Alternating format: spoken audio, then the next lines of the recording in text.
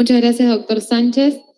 Bueno, continuamos con la doctora Rocío Arrúa, de la Ciudad Autónoma de Buenos Aires, quien es abogada, tesista en maestría en políticas públicas, diplomada en gobierno abierto, gerente operativo de asuntos legales contractuales del Ministerio de Seguridad y Justicia de la Ciudad Autónoma.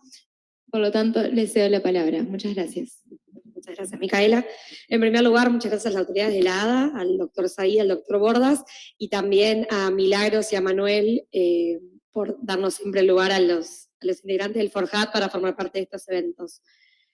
Al escuchar hablar recién al doctor Sánchez, me parecía muy importante cómo podía vincularse con la temática que yo elegí y con cuál es el título de este panel.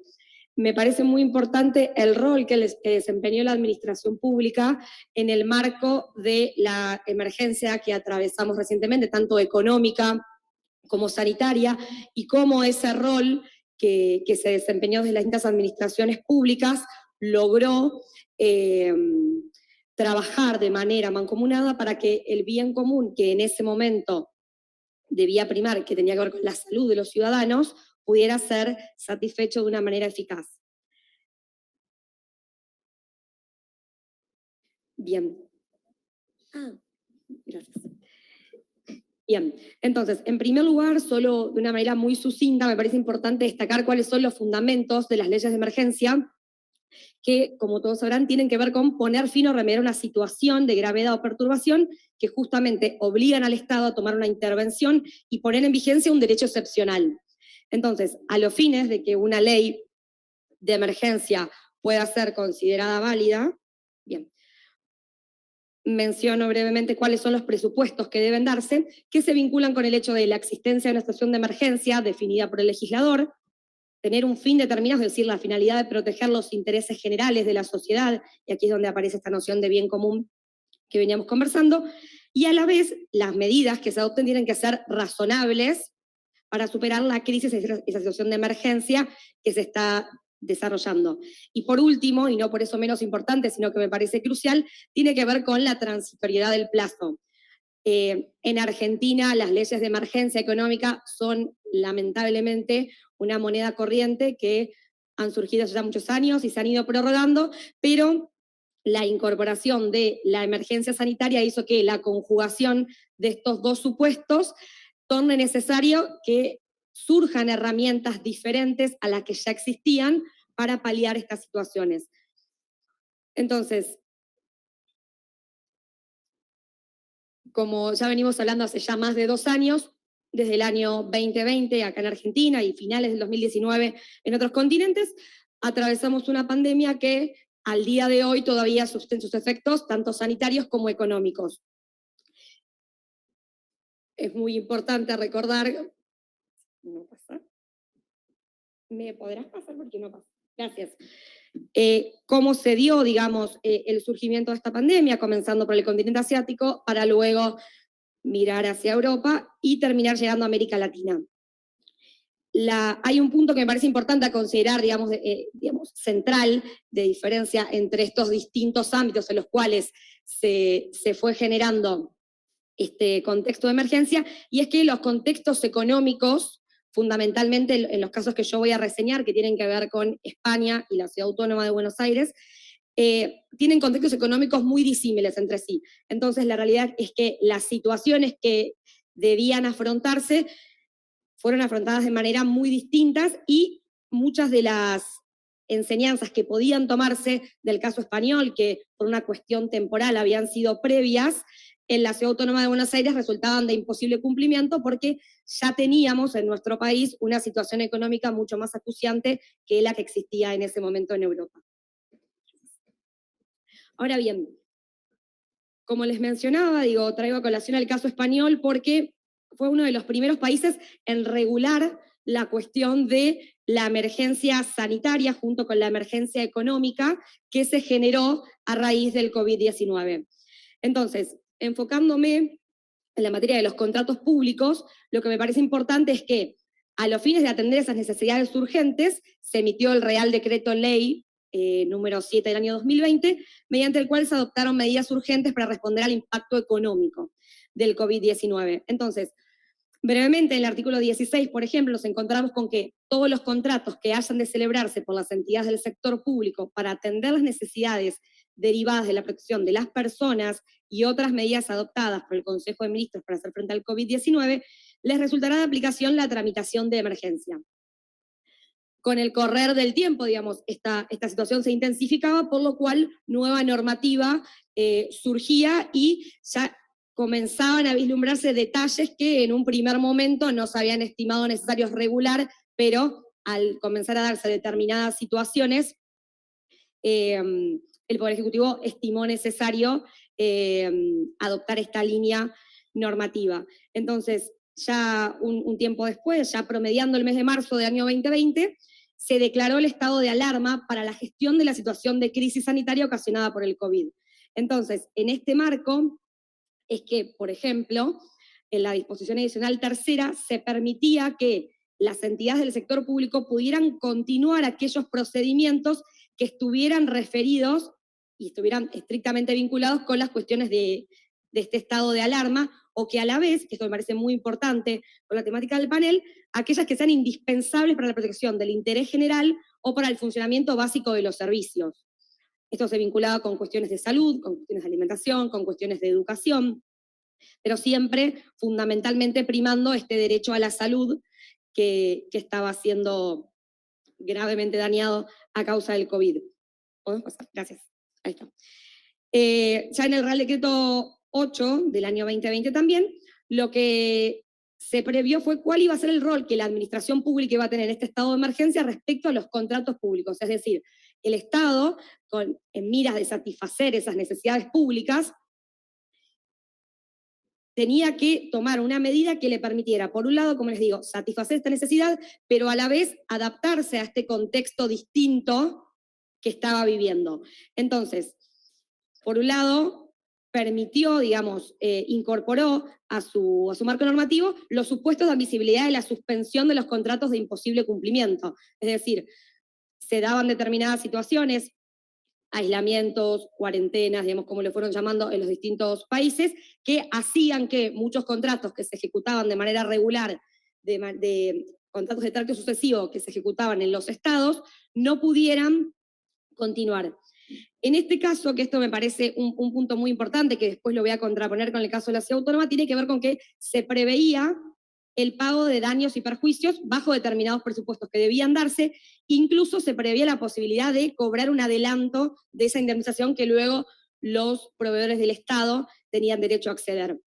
Y a la vez preveía también la posibilidad de continuar aquellos contratos por un plazo determinado, cuando existiera la imposibilidad de efectuar nuevos llamados. Recordemos que, tal como pasó acá en Argentina, muchas de las áreas del Estado que tenían una competencia específica en determinadas materias mutaron su función y pasaron también a colaborar con las cuestiones sanitarias, normalmente desde cuestiones instrumentales, es decir, asistiendo a centros, digamos, donde había centros de testeo, digo, como pasó también acá, orientando las compras públicas de manera tal de que se satisfacieran todas las necesidades del sector público de una manera centralizada y para que de esa manera se evitaran determinadas cuestiones que hacían que se demorase la satisfacción del bien común, que como les decía previamente, en ese momento tenía que ver con lograr paliar la situación que generaba el COVID-19. Y acá es donde me permito pasar al caso porteño, gracias, que ya en mayo, veamos que esto fue ya entre 2 y 3 meses después de que la legislación europea había visto la luz, se sancionó en la Ciudad Autónoma de Buenos Aires la ley 6.301, que en primer lugar estaba vigente hasta el 31 de diciembre del 2020 y que actualmente todavía está vigente a través de una prórroga autorizada por la ley 6.357. Esta ley en particular lo que vino a hacer fue a declarar la emergencia económico-financiera en el ámbito de la Ciudad Autónoma de Buenos Aires. Entonces, al declarar esta situación, lo que permitió fue que los sujetos que estuvieran alcanzados por la norma, que tenían que ver con la administración pública del gobierno de la Ciudad Autónoma, pudieran disponer la revisión de los contratos que estuvieran en ejecución. ¿Para qué? Para que de esa manera se lograra, en muchos casos, ahorros de dinero para destinar a satisfacer la otra emergencia que ya estaba vigente y había sido declarada ya en el mes de marzo 2020, que tenía que ver con la emergencia sanitaria.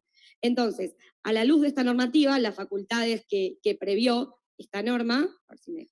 Gracias, tienen que ver con, se podían suspender, resolver, revocar, rescindir, modificar las condiciones esenciales de las contrataciones en cuestión y en virtud de razones de oportunidad, mérito o conveniencia. Ahora bien, la ley misma establece que esto se iba a poder hacer siempre y cuando ello resultara financiera o económicamente más conveniente para el interés público. Entonces, pasamos por favor, gracias. Entonces, la ley continúa legislando en materia de contratos públicos para aclarar acá este punto que yo les decía que iba a hacer una contraposición con el caso europeo, que tiene que ver con que se permite la posibilidad de admitir los gastos en los que hubieran incurrido los proveedores a raíz de la imposibilidad de cumplir sus contratos, pero se hace la salvedad de que se pagarán luego del fin de la emergencia en cuestión. Entonces, aquellos proveedores que hayan presentado un reclamo en el año 2020, al día de hoy todavía no pudieron cobrar esos créditos que tienen pendientes con la administración. Y a la vez, que considero que es un punto central, tiene que ver con que los ahorros se invertirán en cuestiones vinculadas a la emergencia sanitaria. Y acá es donde podemos ver cómo se vinculaban entre sí las dos emergencias que les comentaba al principio de esta cuestión, que tenían que ver con la emergencia económico-financiera por un lado y la emergencia sanitaria por el otro. Ahora bien, a los fines de ver cómo esta normativa tuvo una aplicación real en la vida de la ciudadanía porteña, lo que les puedo contar, ¿podemos pasar? Gracias. ¿Qué acciones se tomaron? Y ahora vamos al siguiente, los contratos se revisaron. Lo que se hacía era, se consultaba a las áreas usuarias si los servicios que ellos habían solicitado de manera previa a la pandemia subsistían en las mismas condiciones y si resultaban esenciales. Las áreas respondían y luego se pasaba a una fase de un análisis técnico y jurídico del contrato. Incluso también se preveía la posibilidad de ver si esos contratos podían ser modificados, que es algo que les cuento en muy poquito tiempo. Y por último, se determinaba con intervención de la Procuración General de la Ciudad cuál era el tenor jurídico a adoptar para cada una de esas situaciones en particular. Así, por ejemplo, pasamos al siguiente, se dieron casos de suspensiones contractuales. Estos eran contratos que no estaban vinculados con la pandemia y que no podían prestarse durante ese momento de emergencia debido a que se encontraban limitados. Podían encontrarse limitados por muchas situaciones. Por ejemplo, un caso muy puntual tenía que ver con el Estado tenía contratado, como en la mayoría de los trabajos, una serie de fichadores para que las personas lleguen y fichen. Bueno, ante la imposibilidad de que las personas asistan a los lugares de trabajo, en todos aquellos lugares que habían implementado la modalidad home office, se suspendieron esos contratos hasta tanto la situación, así como prevé el artículo número 2, se establecía hasta el 31 de diciembre, porque era hasta el momento en el que se encontraba vigente esa ley de emergencia económico-financiera, que hoy en día está prorrogada, y a la vez se aclaraba que se podía dejar sin efecto si cambiaban las circunstancias de hecho. Por eso era importante dejar esto establecido, porque se ha dado en algunos casos en los cuales la suspensión tuvo que ser dejada sin efecto porque las condiciones de hecho cambiaban y se volvía a requerir la prestación del servicio. Entonces, esta plata que se ahorraba, digamos, estos fondos públicos que se ahorraban a través de la suspensión de estos contratos, se podía invertir en las áreas que se encontraban abocadas a trabajar en la solución de la emergencia sanitaria. Ahora bien, en un mismo sentido también se avanzó en otro, digamos, marco jurídico que solucionaba otro problema que tenía que ver con las adendas contractuales. Lo que se hizo, como bien decía la Ley de Emergencia Económico-Financiera, se podían modificar las condiciones de los contratos por razones de oportunidad, mérito o conveniencia. Entonces, la administración tenía que exponer por qué era necesario, digamos, fundar debidamente el acto que autorizara esta modificación contractual y, por ejemplo, un ejemplo muy claro tenía que ver con, yo como les contaba Micaela, trabajaba en el Ministerio de Justicia y Seguridad. Los cadetes de la policía estaban como internos dentro de la escuela de la policía y hubo un momento de la pandemia donde directamente todos tuvieron que volver a sus hogares. Cuando se reincorporaron en una cantidad mucho menor que la que había de manera previa al comienzo de la pandemia. Entonces, por ejemplo, los contratos que teníamos vigentes para proveerles viandas para comer, los contratos de lavados de ropa, porque se lavaba la ropa de cama, sus uniformes, esos contratos fue necesario adendarlos para enfrentar a esa nueva necesidad que se generaba. Y no era solo una cuestión económica, sino también epidemiológica. Por eso vuelvo siempre a esta cuestión de cómo están concatenadas estas dos emergencias en este contexto. Surgían necesidades de lavar la ropa con mayor asiduidad, de espaciar los espacios en los cuales se encontraban, generar más turnos para la provisión de viandas, y todo eso obviamente al Estado le generaba una erogación de dinero particular que, teniendo contratos vigentes, lo importante era que se pudieran atender de manera urgente, y por eso se recurría a las adendas contractuales para hacer uso de contratos vigentes, pero modificados de manera tal de que satisfaga la necesidad que surgía en ese momento. Y algo que me parece muy importante tiene que ver con los convenios marcos específicos. La Dirección General de Compras y Contrataciones, que es el órgano rector de las compras públicas de la Ciudad Autónoma de Buenos Aires, se encargó de centralizar la compra de los insumos específicos. Como recordarán, al principio de la pandemia nos pasó a nosotros como ciudadanos y los estados no estaban exentos, había muchos bienes de los cuales había escasez. Entonces, al haber escasez, por una cuestión lógica de oferta y demanda, los precios eran muy disímiles y se empezaba a generar una cuestión de que había reparticiones que conseguían bienes a un precio, se pedían precios de referencia y no existían, porque cada repartición lo que conseguía era lo que podía comprar. Y ahí comenzaban a darse situaciones donde no había mucha claridad respecto a cuál era el valor real de ese bien. Entonces, en pos de proteger a la economía local, lo que se hizo fue que se centralizara desde un órgano en particular y desde ahí se llevaran a cabo todas las compras que estuvieran vinculadas a la atención de estas cuestiones. Y como les mencionaba recién, esto también tiene que ver con una mayor velocidad en la adquisición de los bienes. Una licitación pública, con todos los pasos que eso conlleva, tiene un tiempo determinado que en ese momento resultaba imposible esperar. Entonces se recurría también a estos convenios marcos.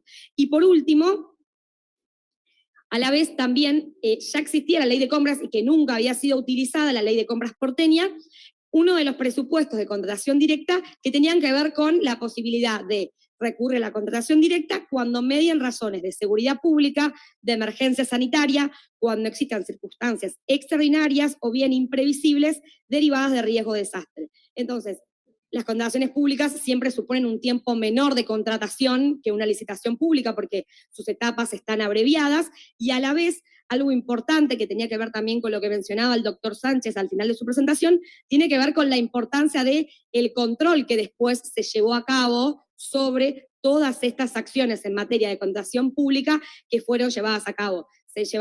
Fueron realizadas auditorías en particular para verificar que efectivamente las compras que se hayan realizado por estos medios excepcionales hayan estado estrictamente vinculadas con la atención de esta situación sanitaria y que a la vez se hayan realizado a un precio de mercado conforme el análisis que correspondía. Así que bueno, esto es lo que tenía para compartirles. Les agradezco mucho por su tiempo y cualquier duda.